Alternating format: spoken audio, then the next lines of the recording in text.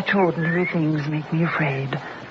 Sunshine, sharp shadows on grass, white roses, children with red hair, and the name Harry. Harry. Such an ordinary name. When the bow breaks, the cradle will fall. Down will come baby cradle. Biotex, the new soak and pre-wash powder, presents Beyond Midnight by Michael McCabe.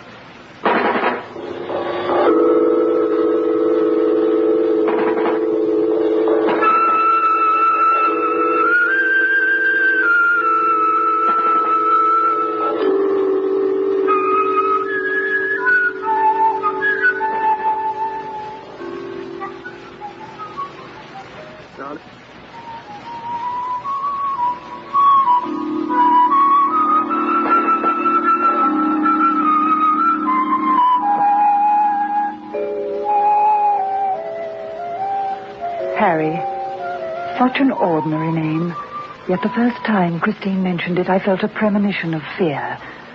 She was 5 years old, due to start school in 3 months' time. It was a hot, beautiful day, and she was playing alone in the garden as she often did.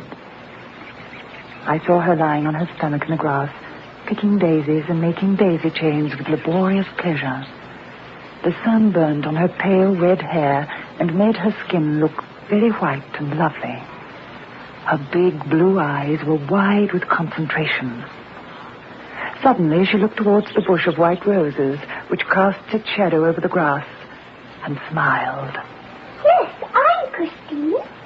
She rose and walked slowly towards the bush, her plump little legs defenseless and endearing beneath the too short cotton skirt. She was growing fast. That's my Mummy and Daddy. What if they are my Mummy and Daddy? Chris, what are you doing? Nothing. Well, come indoors now, darling. Goodbye, Miss Gilmore. Goodbye. Chris? Who are you talking to? Harry. And who's Harry? Harry. I couldn't get anything else out of her, so I just gave her some cake and milk and read to her until bedtime. As she listened, she stared out at the garden. Once she smiled and waved. It was a relief finally to tuck her up in bed and feel she was safe. Oh, she's not that large, is it? What do you mean, Jim? Well, it's not so rare for only children to have an imaginary companion. I had one myself called Oz. Used to talk to him all the time. Well, some kids talk to their dolls. Chris has never been very keen on dolls. She hasn't any brothers or sisters, so she talks to... what was it? Who did you say? Harry. Harry. Well, she hasn't any friends of her own age, so she mentioned someone. Harry. But Jim, why has she picked that particular name? You know how kids pick things up. I don't know what you're worrying about. Honestly, I don't. Well, I'm not worrying exactly. It's just that I feel extra responsible for her. More so than if I were her real mother. Sure, but Chris is all right. Chris is fine.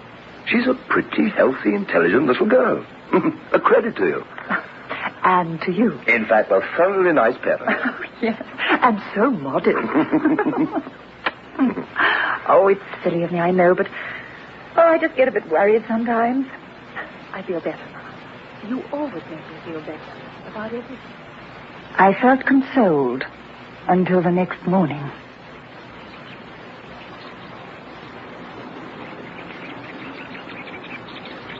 Again, the sun shone brilliantly on the small, bright lawn and white roses.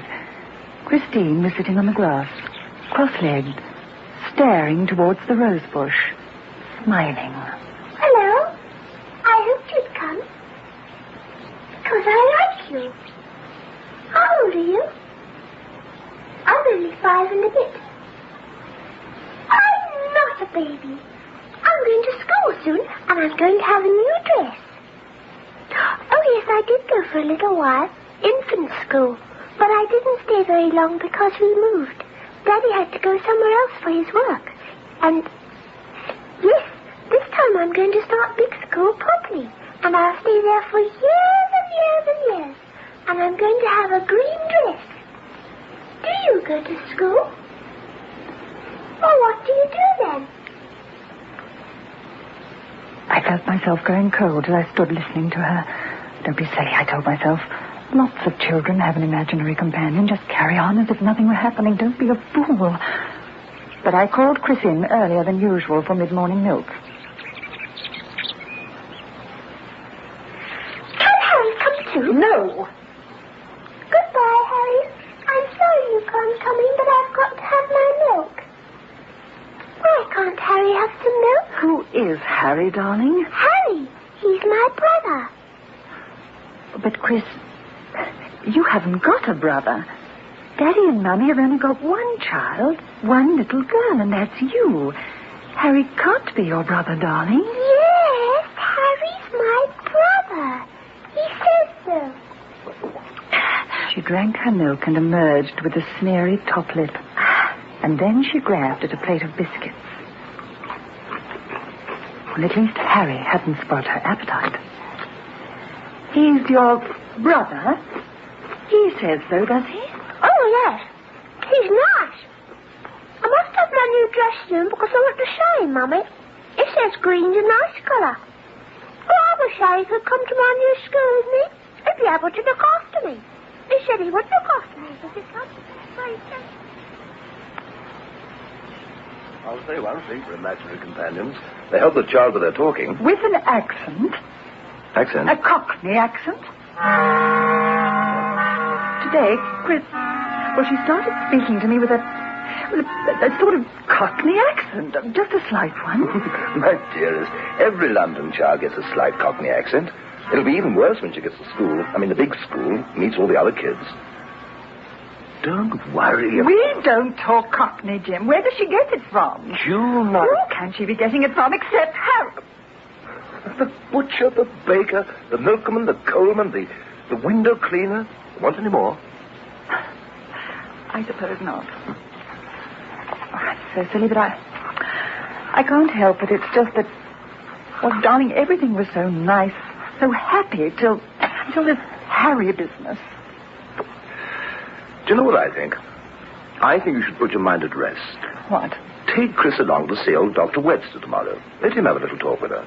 Jim, do you think she's ill? In her mind? Oh, good heavens, no. It's just that you're obviously upset about it. You don't understand, and when we meet something we don't understand, it's as well to take professional advice, that's all. That's what doctors are for. That's what they take a couple of quid from my salary every week for. Go and see Webster. Yes, I will. Here, have a cigarette. Thank you.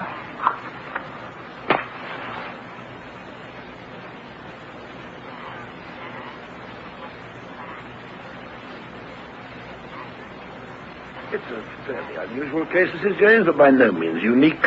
I've had several cases of children's imaginary friends becoming so real to them that their parents get the jitters. Now, Christine's rather a lonely little girl, isn't she? Oh, she won't be when she goes to school again, but... Well, I suppose she is at the moment, yes. She doesn't know any other children. We're quite new to the neighborhood. Yes, you moved, haven't you? Well, I think you'll find these fantasies will disappear when she gets to school and meets the other children. At the moment, this friend of hers is a compensation for real children. You see, every child needs company of her own age. If she doesn't get it, well, she invents it. Older people who are lonely, they talk to themselves, but that doesn't mean that they're crazy or anything. It's just that, well, they need somebody to talk to. Yes. The child is more practical. Seems silly to talk to oneself, says the child, so it invents another, a real person. No, I don't think you've got anything to worry about. Oh, that's what my husband says. Well, I'm sure he does. Still, I'll have a chat with her as you brought her. Oh, yes. Leave us alone together, Yes? Christine, just come here a minute, will you, darling? Harry's waiting. Where, Chris? There. See, Mummy, down there by the rose bush. It's just like our rose bush, isn't it? Do you see it? There's no one there. Now, Dr. Webster wants to see you. Now, you remember him, don't you? He gave you sweets when you were getting better with chicken pox. Hello, Christine. My, you're growing. Shooting up. She went into Webster's surgery willingly enough. I waited restlessly. She was talking away to the doctor in a way she never talked to me. You see, I knew then that he would be full of reassurances when they came out. But I was afraid, awfully afraid. And the ridiculous thing was, I couldn't put my fear into words. Harry's waiting by the rose bush. See him? Nothing wrong with her, whatever. She's just an imaginative little monkey, that's all. A word of advice, Mrs. James. Let her talk about Harry. Let her become accustomed to confiding in you. I gather you've shown some disapproval of this brother of hers, so he doesn't talk much to you about him. Christine? He makes wooden toys, doesn't he, Chris? Yes, Harry makes wooden toys. And he can read and write, can't he? Yes, and swim, and paint, and climb trees. He can do everything. You see? Sounds quite a wonderful brother to me. He's even got red hair like you, hasn't he? Harry's got red hair. Redder than mine, too. And he's nearly as tall as Daddy, only thinner. He's as tall as you, Mummy. He's 14. Don't you worry, Mrs. James. You let her prattle. Thank you, Doctor. Goodbye, Chris. Give on up to Harry. Harry's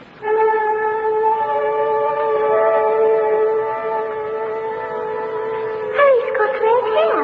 Harry can swim. Harry can light fires. Harry can read and he can walk, too. Harry's got red hair. Redder than mine. Harry, nothing but Harry. He can swim and fish and paint and run fast and do lovely toys. I'm sick of Harry. I'm not going to school without Harry. Oh, but you're looking forward to school, Chris. You know you I are. won't go without Harry. He'll feel silly. A great lad of 14 amongst all those little children. I won't go to school without Harry. I won't.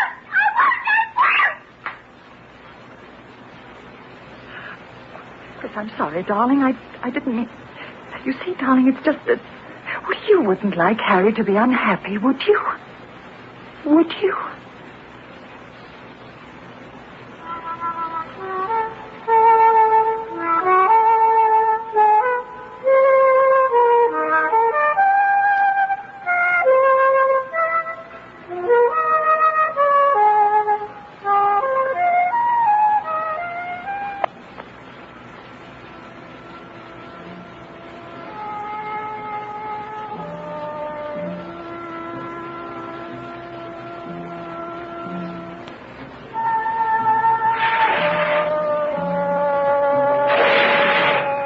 It was still daylight, golden shadows and long strips of sunlight in the garden. Then, almost like a dream, the long, thin, clear-cut shadow of a boy near the white roses. Harry! I thought I saw a glimmer of red among the trees, among the roses, like close red curls on a boy's head. Then, there was nothing. The next day, I started on my secret mission. I took a bus to town and went to the big, gaunt building I hadn't visited for over 5 years. Then, Jim and I had gone together. The top floor of this building belonged to the Greythorn Adoption Society. Mrs. James, how nice to see you again. How's Christine? My goodness, it must be 4 years at least. Oh, it's more than 5, Miss Cleaver. Well, Chris is very well. Miss Cleaver, I'd better get straight to the point. I know you don't normally tell people about a child's origins, not even to the child's adopters, but I must know who Christine is. Oh, I'm sorry, Mrs. James, but our rules Please, let me tell you the whole story, and you'll see I'm not just suffering from vulgar curiosity. Yes, all right then. Please, won't you sit down? Thanks. Miss Cleaver...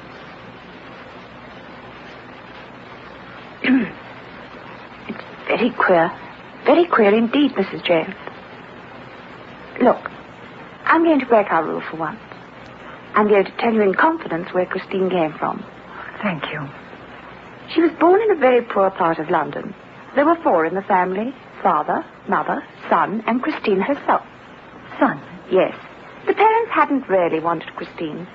Family lived in one room at the top of a very old house, which should have been condemned by the sanitary inspector, in my opinion. It was difficult enough when there were only 3 of them. But with a baby as well, life became a nightmare. The mother was a neurotic creature, slatternly, unhappy, too fat. After she had the baby, she took no interest in it. Brother, however, adored the little thing right from the start. He constantly got into trouble for cutting school so that he could look after her. Christine. Yes? One morning in the small hours, a woman on the ground floor saw something fall past her window. She heard a thud on the ground outside. She went out to look and found the son of the family there, on the ground. Christine was in his arms. The boy's neck was broken. He was dead. The little girl was blue in the face, but still breathing faintly. The woman worked the household, sent for the police and the doctor, and they went to the top room. They had to break the door down because it was locked and sealed inside. The window was open, but there was an overpowering smell of gas. They found the husband and wife dead in bed. There was a note from the husband. It said, "I can't go on. I'm going to kill them all. It's the only way." The police concluded that he'd sealed up the doors and windows, turned on the gas when his family were asleep, and lain down beside his wife until he drifted into unconsciousness and death. But the son must have woken up. Perhaps he struggled with the door, but couldn't open it. He'd been too weak to shout. All he could do was pluck away the seals from the window, open it, and fling himself out, holding his adored little sister tightly in his arms. So her brother saved her life and died himself? Yes. He was a very brave little boy. Perhaps he thought not so much of saving her as keeping her with him. Oh, dear, that sounds ungenerous. I didn't mean to be, Miss Cleaver. What was his name, the brother? Oh, I'll have to look that up for you.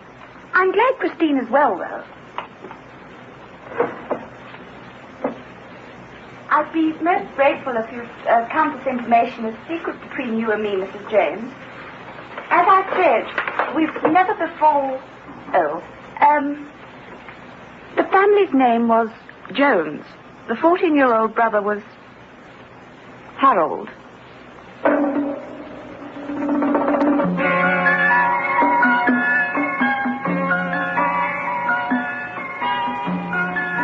Harry come too?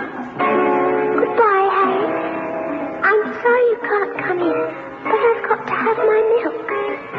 Goodbye, Harry. Goodbye, Harry. Goodbye, Harry. What does it all mean? I can't understand. It's not easy. But I think deep in her unconscious mind, Christine has always remembered Harry, the companion of her babyhood. We don't think of children as having much memory, but there must be images of the past tucked away somewhere in their little heads. Christine doesn't invent this Harry. She remembers him so clearly that she almost brought him back to life again. May I have the address of the house where they lived, please?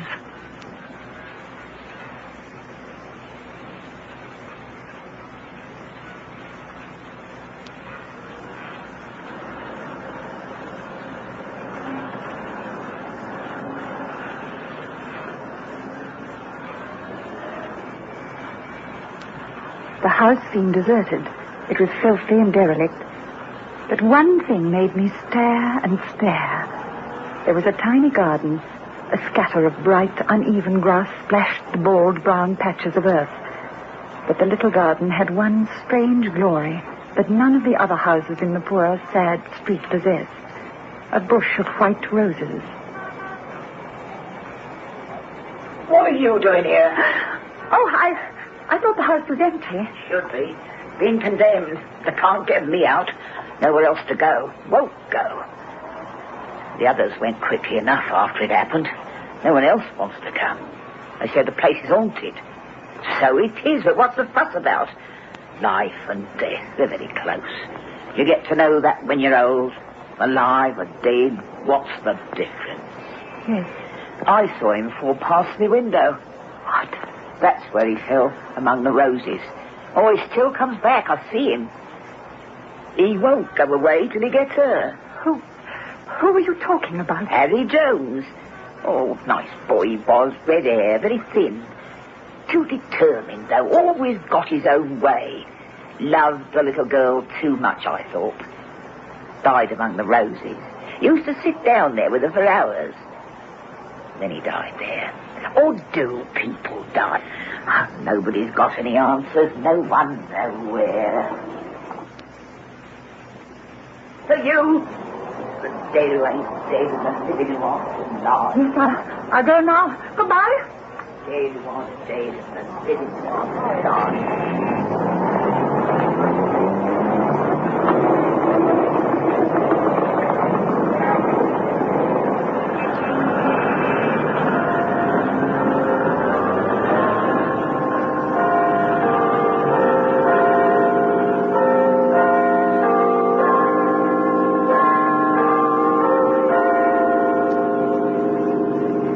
I hurried across the bright, hot pavements, and my legs felt heavy and half paralyzed. I lost all sense of time. Then I heard the clock strike 3, and it chilled my blood. At 3 o'clock, I was supposed to be at the school gate, waiting for Christine.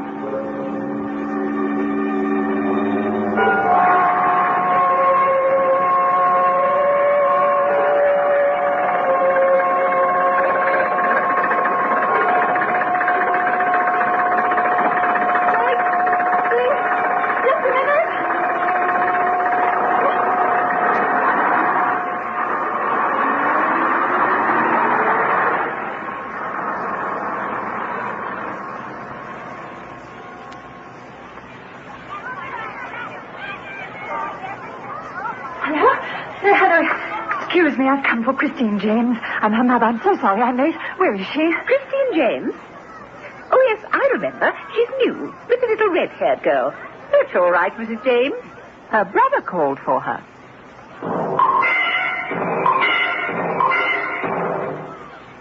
How alike they are, aren't they? And so devoted. It's rather sweet.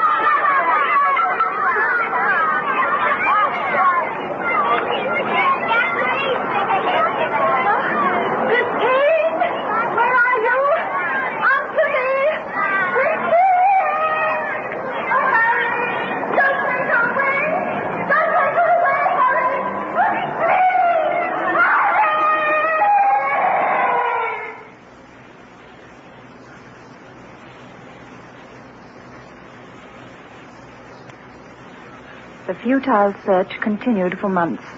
The papers were full of the strange disappearance of the red-haired child. The teacher described the brother who had called for her. There were stories circulated about kidnapping, baby snatching, child murders. Then the sensation died down. It became just another unsolved mystery in police files. And only 2 people knew what happened. An old, crazed woman living in a derelict house, and myself.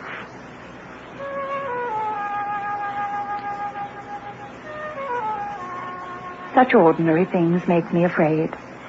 Sunshine, sharp shadows on grass, white roses, children with red hair, and the name Harry. Such an ordinary name.